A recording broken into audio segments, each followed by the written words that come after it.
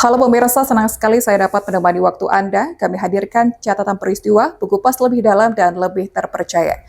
Bersama saya Rinda Audina, inilah catatan redaksi selengkapnya. Informasi pertama pemirsa, penyidik Kejaksaan Negeri Muaro Jambi menetapkan 2 orang tersangka dalam kasus dugaan tindak pidana korupsi dalam kegiatan Desa Mandiri Pagan pada Dinas Ketahanan Pangan Kabupaten Muaro Jambi tahun anggaran 2019.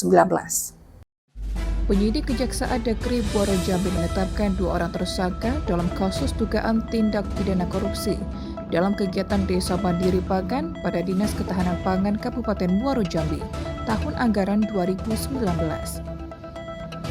2 orang tersangka tersebut yakni MA selaku Kabid Produksi dan Distribusi Pakan pada Dinas Ketahanan Pangan Kabupaten Muaro Jambi tahun 2019 dan KIC selaku penyedia pada kedua kegiatan Desa Mandiri Pagan pada Dinas Ketahanan Pangan Kabupaten Muaro Jambi tahun anggaran 2019. Diketahui bahwa pada tahun 2019, Dinas Ketahanan Pangan Muaro Jambi melaksanakan 2 kali kegiatan pengembangan Desa Mandiri Pagan dan kawasan Mandiri Pangan. Yang dalam kegiatan tersebut dilakukan pengadaan barang untuk diserahkan kepada masyarakat. Barang-barang yang diadakan tersebut yakni yang pertama, dalam kegiatan pertama, pagu anggaran Rp140 juta untuk pembelian bebek 600 ekor, dedak 3.000 kg, dan backlog 7.000 buah. Kemudian kegiatan kedua, pagu anggaran Rp175 juta untuk pembelian bebek 1.000 ekor, obat-obatan 750 kg, dedak 5.000 kg, jagung 3.000 kg, dan konsentrat 2.500 kg. Penyedia dalam mengadakan barang untuk kedua kegiatan pengadaan tersebut tidak mengerjakan sendiri, melainkan mensubkontrakkan kepada MA atau KPA tanpa ada dibuatkan kerjasama usaha dalam bentuk kemitraan, subkontrak, atau bentuk kerjasama lain. Mengadakan barang untuk kegiatan pertama dengan cara memesan bibit bebek kepada saksi APRI di Kerinci dengan harga Rp70.000 per ekor, dengan total keseluruhan pembelian bebek 600 ekor dengan total Rp42 juta. Dan untuk item kegiatan berupa obat-obatan volume 750, total Rp11.718.750. Jagung per volume 3.000 kg, total harga Rp30 juta.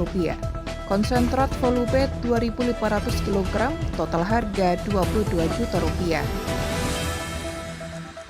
Kepala Kejaksaan Negeri Muaro Jambi, Heru Anggoro menyebutkan, berdasarkan hasil penyidikan, sejauh ini tim penyidik pada Kejaksaan Negeri Muaro Jambi telah melakukan pemeriksaan terhadap 23 orang saksi. Dari hasil pemeriksaan, tim penyidik telah melakukan penyitaan barang bukti berupa 41 dokumen terkait. Dari data, fakta, dan analisis yang dilakukan oleh pihak Inspektorat Daerah Provinsi Jambi bersama dengan Kejaksaan Negeri Muaro Jambi. Maka dapat disimpulkan terdapat indikasi kerugian negara atau daerah untuk kegiatan Desa Mandiri Pangan pada Dinas Ketahanan Pangan Kabupaten Muaro Jambi tahun anggaran 2019 sebesar Rp157.676.068.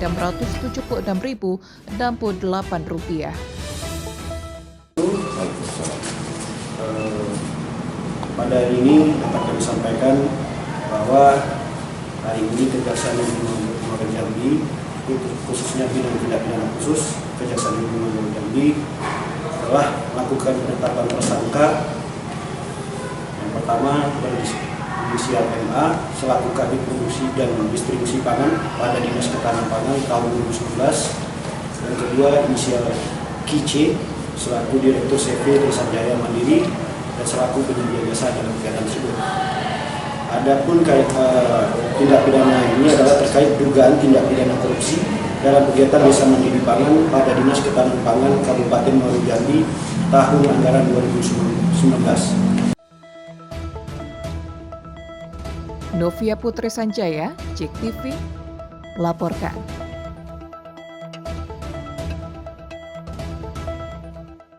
Pemirsa, Polres Muaro Jambi menetapkan 2 orang tersangka dalam kasus dugaan tindak pidana korupsi dana hibah KONI Muaro Jambi periode 2019 hingga 2021. Saat ini berkas kedua tersangka telah dinyatakan lengkap atau P21. Penyidik Satuan Reserse Kriminal Polres Muaro Jambi resmi menetapkan 2 orang tersangka dalam kasus dugaan tindak pidana korupsi dana hibah Komite Olahraga Nasional Indonesia atau KODI Kabupaten Muaro Jambi. Kasat Reskrim Polres Muaro Jambi AKP Hanafi Dita Utama membenarkan bahwa pihaknya telah menetapkan 2 orang tersangka atas kasus dugaan korupsi dana hibah KODI tahun 2019 hingga 2021 itu. Saat ini berkas perkara kedua tersangka telah dinyatakan lengkap atau P21 dari pihak kejaksaan. Namun demikian, Kasat Reskrim belum menyebutkan secara rinci terkait nama dan jabatan dari kedua tersangka dana hibah KODI Muaro Jambi tersebut. Kasat Reskrim menyatakan bahwa pihaknya akan melakukan press release secara resmi terkait dengan pengusutan kasus dugaan tindak pidana korupsi dana hibah KODI yang diduga telah merugikan negara hingga miliaran rupiah itu. Kasus adanya dugaan tindak pidana korupsi di KONI Muaro Jambi, untuk berkas perkara sudah dilimpahkan ke kejaksaan dan sudah P21. Perkara korupsi di KONI ada 2 tersangkanya. Dan untuk rekan-rekan media kami mohon untuk menunggu nantinya secara resmi untuk rilis dari kami. Sebelumnya, penyidik unit tindak pidana korupsi Satreskrim Polres Muaro Jambi pada 9 Agustus 2024 lalu mendatangi 2 lokasi berbeda di kota Jambi, yakni rumah mantan Ketua KODI Muaro Jambi Fatahillah dan rumah mantan Bendahara KODI Muaro Jambi SN. Dari 2 lokasi ini, polisi menyita barang bukti berupa 15 bandel SPJ atau surat pertanggungjawaban dana hibah KODI Muaro Jambi. Tim Liputan JEK TV melaporkan. Ya, pemirsa, penyidik Kejaksaan Negeri atau Kejari Tanjung Jabung Barat menetapkan SST 59 tahun, warga Pondok Pinang, Kecamatan Kebayoran Lapa, Jakarta Selatan, sebagai tersangka atas kasus korupsi PT PSG. Penyidik Kejaksaan Negeri atau Kejari Tanjung Jabung Barat menetapkan SST 59 tahun, warga Pondok Pinang, Kecamatan Kebayoran Lapa, Jakarta Selatan, sebagai tersangka atas kasus korupsi PT PSG. Sebelumnya sempat dilakukan pengembalian uang titipan dari PT PSG sebesar 10 miliar rupiah. Namun pada Senin sore, penyidik Kejari Tanjung Barat menetapkan 1 tersangka dalam kasus korupsi pada PT PSG. Terkait hal ini, Kasipitsus Kejari Tanjung Barat menyebutkan terhadap tersangka dikenakan penahanan selama 20 hari di Lapas Kuala Tunggal, terhitung mulai tanggal 9 Desember 2024 sampai dengan tanggal 28 Desember 2024.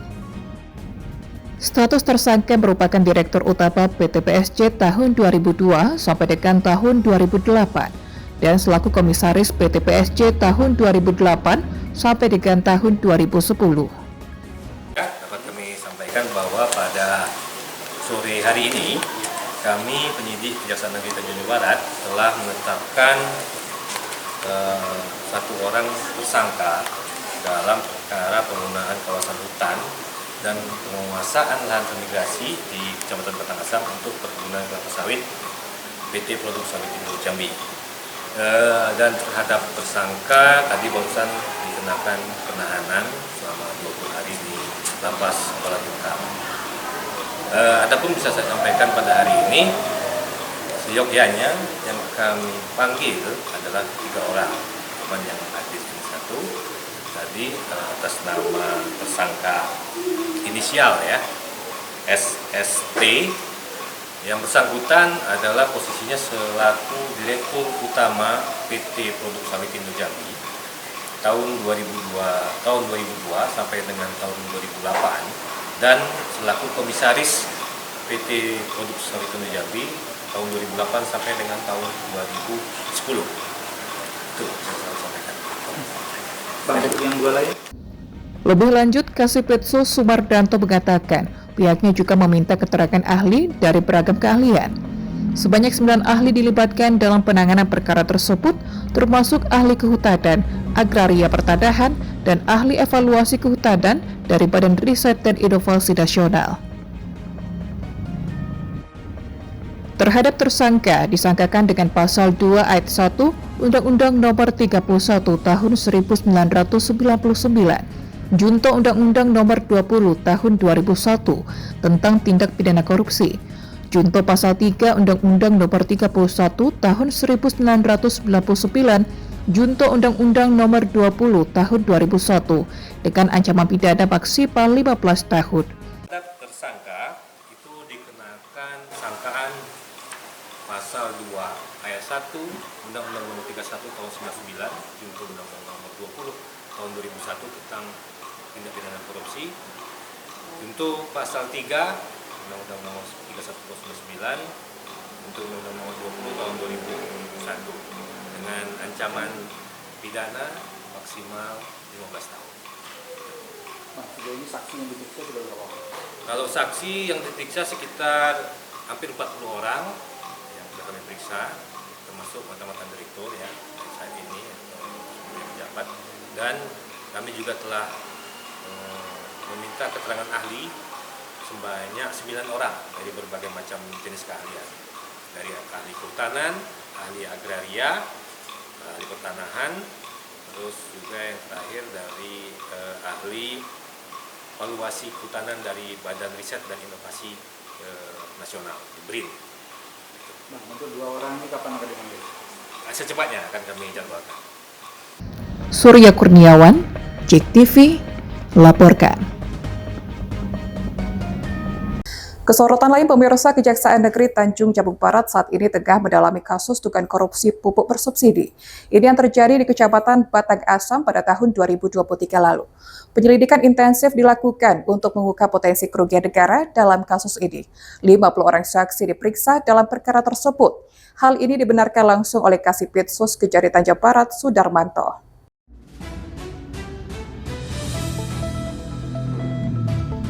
Hingga saat ini, Kejari Tanjung Barat terus gencar memberantas kasus korupsi. Hal ini terbukti saat ini pihak Kejari tengah mendalami kasus perkara dugaan pupuk bersubsidi. Terdapat penyimpangan dalam penyaluran pupuk subsidi tersebut. Menurut Kepala Seksi Tindak Pidana Khusus Kejari Tanjung Barat, Sudarmanto, hingga saat ini pihaknya telah memeriksa sekitar 50 orang saksi terkait perkara tersebut dan telah berkoordinasi dan meminta pendapat ahli keuangan negara dari Bandung. Selain itu, telah bekerja sama dengan tim auditor untuk melakukan perhitungan kerugian negara. Bahkan tim auditor meminta penyidik untuk memeriksa seluruh petani penerima pupuk bersubsidi di Kecamatan Batang Asam guna memperjelas nilai kerugian negara.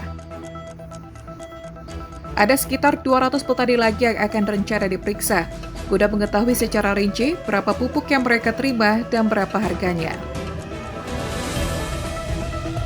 Dalam penyelidikan awal, pihak Kejaksaan menemukan sejumlah indikasi pelanggaran serius.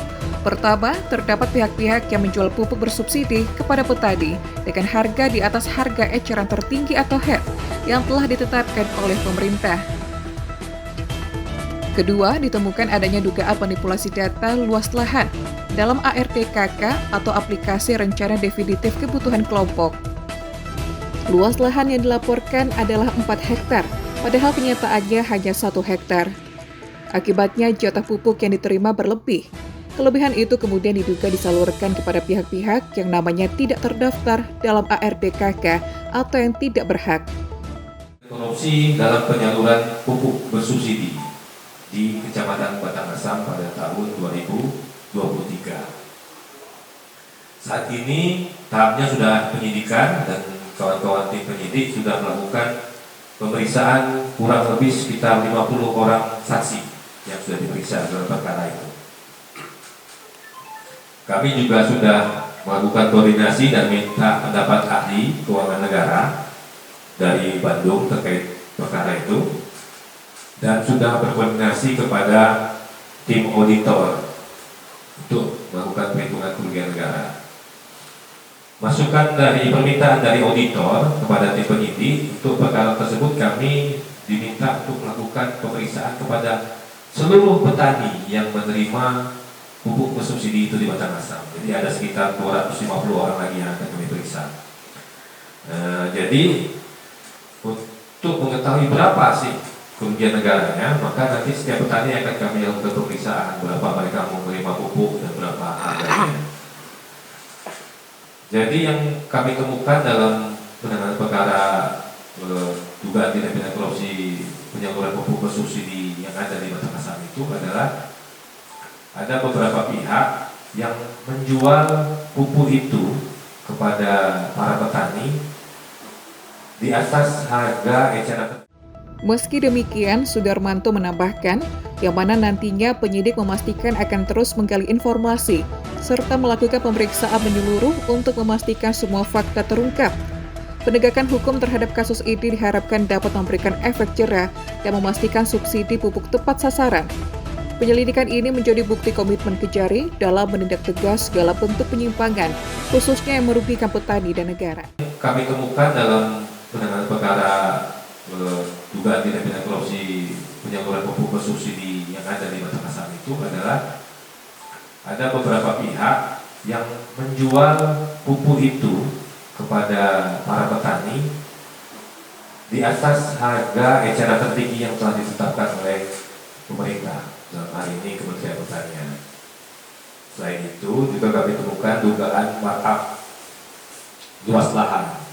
Misalnya di sini Mas Eko lahannya cuma 1 hektar, tapi di RDKK disampaikan dia punya lahan 4 hektar. Padahal lahannya 1 hektar.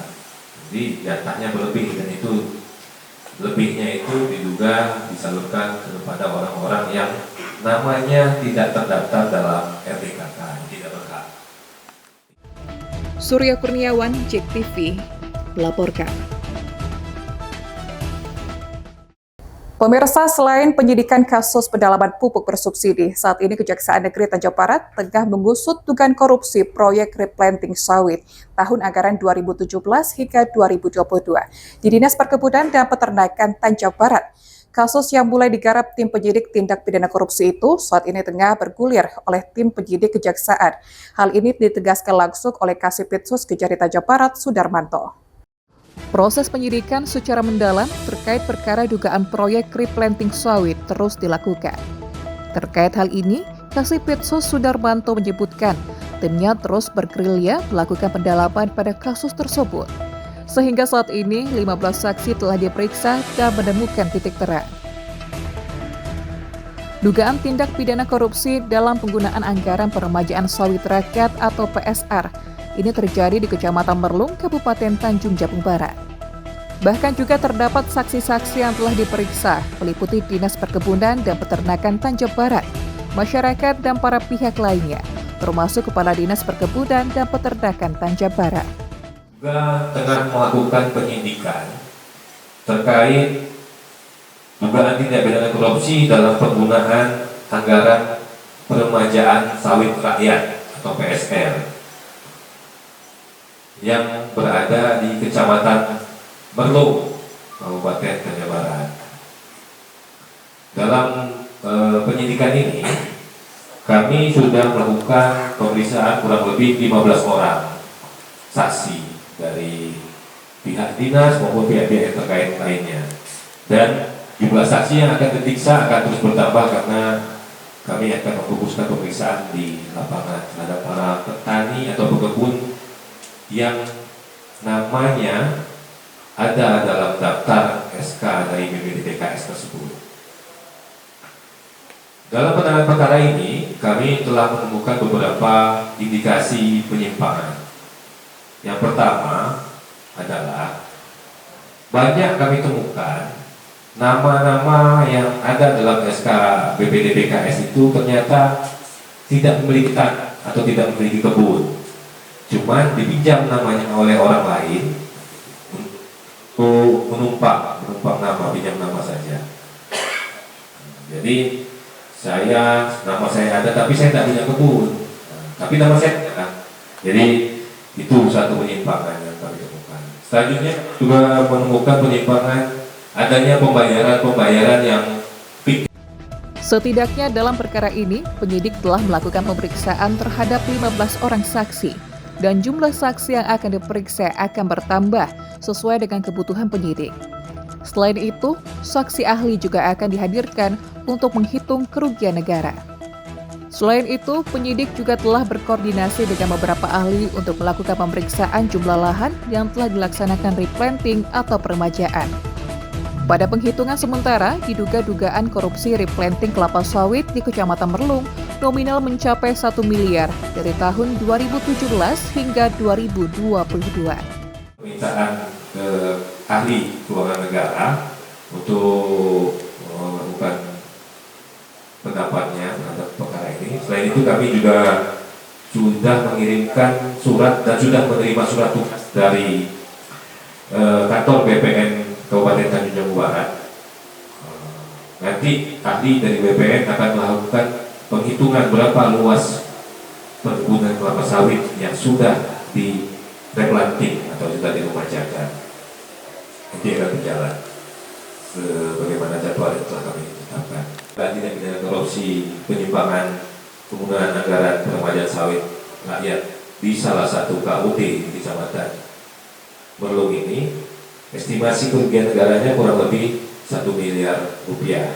Cuma nanti itu tergantung pengembangan apakah bertambah atau bagaimana.